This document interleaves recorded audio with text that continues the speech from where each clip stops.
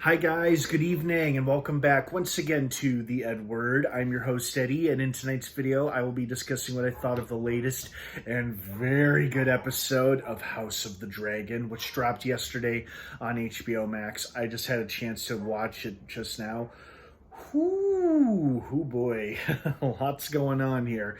Man, it feels like it's always something new with this show, doesn't it? Now, before I get into all of that, of course, please be warned, this is a spoiler-filled review, so if you're not caught up on House of the Dragon by this episode or previous episodes, you do not want to keep watching or listening, as I will be discussing spoilers, character details, plot stuff, all that jazz. That being said, you have been warned. Let's dive right back into it. First and foremost, I gotta say, hats off to the fake out with Laenor's death. I really thought for a second there that they had killed him. I'm like, damn, so he pushed him into a fireplace during their sword fight. Yikes.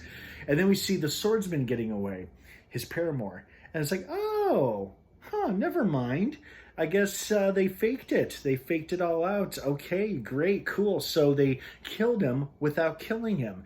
I like how he and Rhaenyra came to that understanding or that agreement with one another. So I was like, oh man, I kind of liked that guy. I mean, he was kind of useless, but as a husband, but you know, I didn't want anything to happen to him like this. But then I was like, oh, good, never mind. He's alive. Okay, enjoy your new life with your boyfriend, man. Have a good one. So I was happy to see that they didn't kill him for real. Because on this show, when they set out to kill someone, they usually follow through. So it was a pleasant surprise to see that they didn't kill him, although it seems like they killed some poor squire in his place.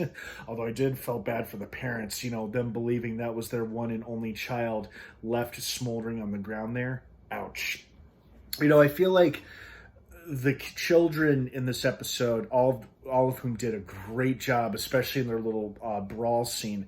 It felt like the kids were coming to blows as a result of their parents and the adults in their lives. Like the conflict, the tension, the underlying tension, the problems that their families have with each other and with themselves has now carried over to their children. So now it's like that conflict, that turmoil carries on another generation. And you know, some of these kids aren't exactly little, but as they get older, they're going to just carry this resentment and conflict with them. And it's just going to keep going on and on and on. But then again, that's what Game of Thrones is, competing royal families all seeking the Iron Throne and whatnot. And that's what makes for entertaining TV.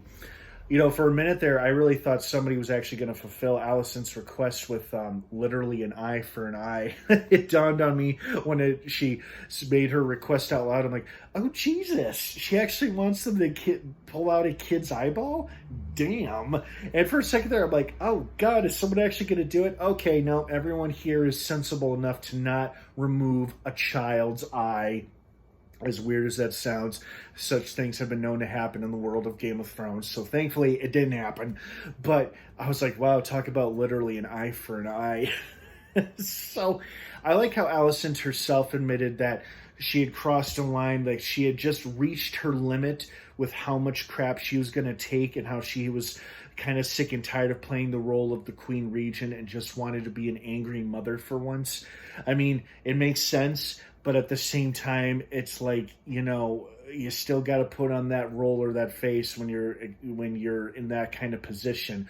Although I do like how her dad kind of complimented her with saying, you know, I didn't know this side of you existed, and I'm glad to know that it does.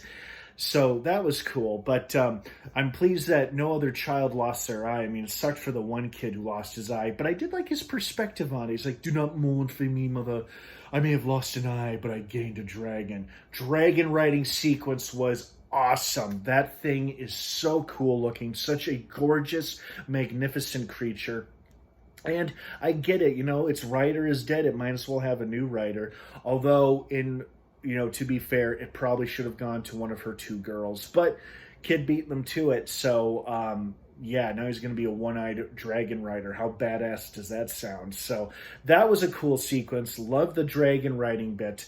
Didn't like seeing the kids beat on each other, but, you know, it did make sense for the sake of the story.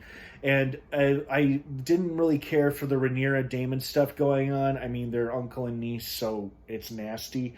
I get that they're fan favorite characters, but I don't want to see them like this. Not in this kind of pairing. And I know Targaryens marry within the bloodline to keep it pure, and shit like that. But it's gross, guys. It's inbreeding. It's incest. It's bleh.